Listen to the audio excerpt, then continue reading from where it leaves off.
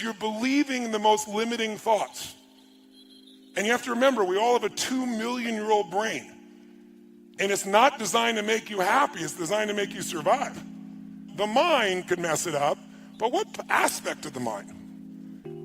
What makes us start to believe those thoughts? What's the emotion that messes us up? What is it? It's absolutely fear. But there's more than this. Every day of our lives, we live in a world that is incredibly complex.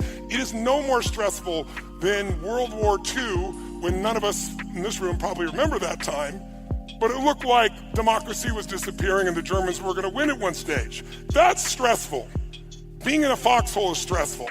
You're not making as much money as you want, or being a little overweight, or someone calling you names online. That is not stressful. We're making it stressful. We've lost perspective. Who's with me on this? Say aye. So what's really useful, I think, today is for us to figure out what messes us up. And one of the biggest things that messes us up is expectation.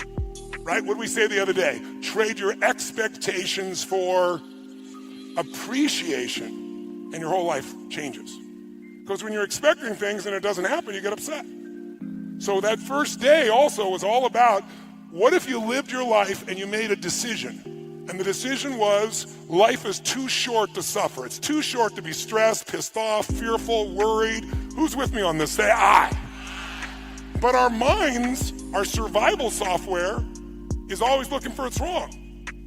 Our job is to create the happiness. And the only way you do that is you draw a line in the sand and say, I'm not going to suffer. I'm going to be honest. If I start to feel that stress, I'm going to breathe, and I'm going to realize we're the only creatures on the planet that can think a thought and become angry. Think a thought and become playful.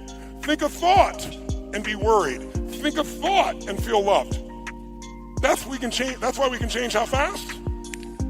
But you have to take control and train this brain. If you don't train this brain, it'll use you instead of you using it. You have to identify with your heart or your soul or your spirit instead of the brain. As I said, in China, the heart is the emperor. It is the highest energy. It's the thing that is worshipped, because when you were born, there was no brain. Your heart started beating and there wasn't a brain in you as a fetus. It has its own intelligence. It produces hormones that strengthen your bones. It is the strongest force in your immune system. This is the ticket. This is what we get caught up in. We want to use the head and heart together, and then we have the power of both of them. So to do that, though, we got to give up the expectation that people are going to behave the way we want them to. Because what are the chances, if your happiness is dependent upon everyone around you, your mother behaving the way you think she should, your father, your brother, your sister, your coworkers, your employees, what are the chances of everybody living the way you think they should? On a 0 to 100% scale, what are the chances? So why would we allow this to be? Because it's just a bad habit. And it's like my buddy Mike here with his daughter. Instead of trying to control her, he decides, I'm going to learn from her, I'm going to love her, I'm going to grow me. And that pulls her closer instead of pushing her further away.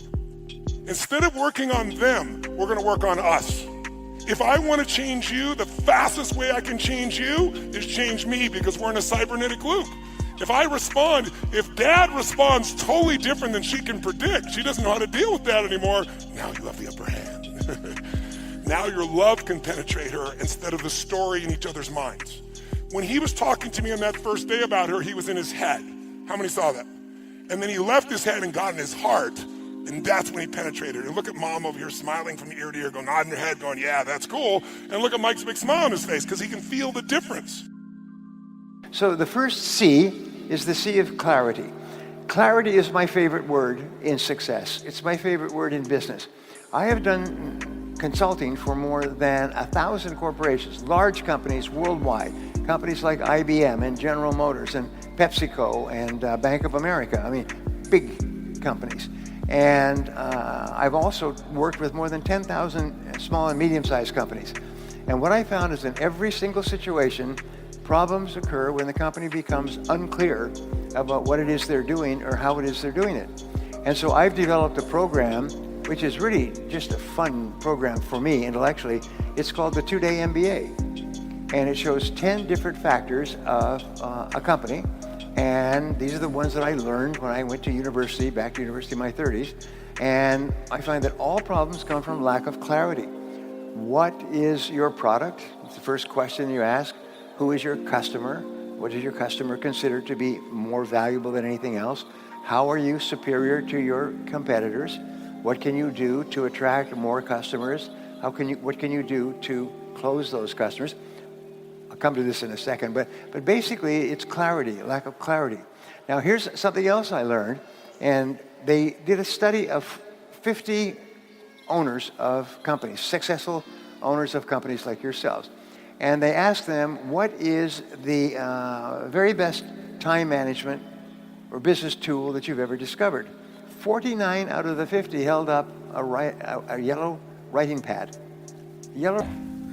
Do we create something that comes pre-programmed? Think of a horse. When a horse is born, it can already run, jump, walk, eat. A human, on the other hand, takes the opposite approach, where nothing is pre-programmed, but now you can go in any direction. When humans are born, we can't hold our own head up. This is something that really freaks me out. Humans are so incapable of taking care of themselves, you could literally lay an infant next to a bottle and it would still starve to death. We can't hold our own head up. We poo in our diapers. We are literally in need of constant care for years of our lives. Now, this comes with a benefit, which is that we can adapt in any direction that we want. And the most beautiful part of this is it never stops. Even as you get older, you can decide that you want to go in a different direction. You can change the course of where you're headed. And so, in this role that I found myself as budding entrepreneur, I set out to learn everything that I could, to understand what is my goal, and then to work my way backwards. One of the most profound things that ever happened to me, and if you guys haven't read the book Anti-Fragile by Nassim Taleb, do. In that book, he lays out the difference between something that is resilient and something that is truly anti-fragile. I'm going to say somebody that's unstoppable is truly anti-fragile. And what anti-fragile is, the more you attack it, the stronger it gets. So something that is resilient or tough, it is still defined by its breaking point. The more you go after it, eventually it will break. Bear it! God, there's reasons to be resentful about your existence. Everyone you know is going to die. And there's going to be a fair bit of pain along the way, and lots of it's going to be unfair. It's like, no wonder you're resentful. Act it out and see what happens. You make everything you're complaining about infinitely worse. So you think, well, what do you do about that? Well, you accept it. That's what life is like. It's suffering. Put yourself together. And then maybe if you put yourself together, you know how to do that. You know what's wrong with you, if you'll admit it. You know there's a few things you could polish up a little bit, that you might even be able to manage in your insufficient present condition. And so you might shine yourself up a little bit, and then your eyes will be a little more open, and then you can shine yourself up a little bit more, and then it takes responsibility. And I think, if you said to someone, you want to have a meaningful life? Everything you do matters. That's the definition of a meaningful life. The red pill, its only promise is the truth. That's it. It's not saying that it's going to make things better. It's simply going to reveal the way that the world really is. And that for me was incredibly intoxicating. And I took the red pill intellectually, and what I began to realize is that the mind is the matrix in and of itself. Because I can tell you right now, today, in this moment, I promise you, the matrix has you. I want to live in a world in which the vast majority of people wake up every single morning inspired to go to work, feel safe when they're there, and come home fulfilled at the end of the day. That is not the world we live in now. That is the world I want to live in, and that is the world I want my friends and family to live in. The true goals, true intention comes from within. And when it comes from within, you tend to have more emotion towards it. If we have a setback or a failure in life, which is inevitable, do we analyze ourselves and see what we did wrong? Or do we immediately outward and blame other people? Nobody knows but you. You can't get advice on what you should do with your life, right? Nobody knows what you are. It's like, as much as you want people to agree and you want the people around you to be supporting your dreams and all, it's not going to be like that all the time. You got to do it alone. Your number one move is you identifying who you want to be. Who do you want to be? If you and I can figure out who we want to be, and it's as transparent and as clear as possible, I don't have to compare myself against your success.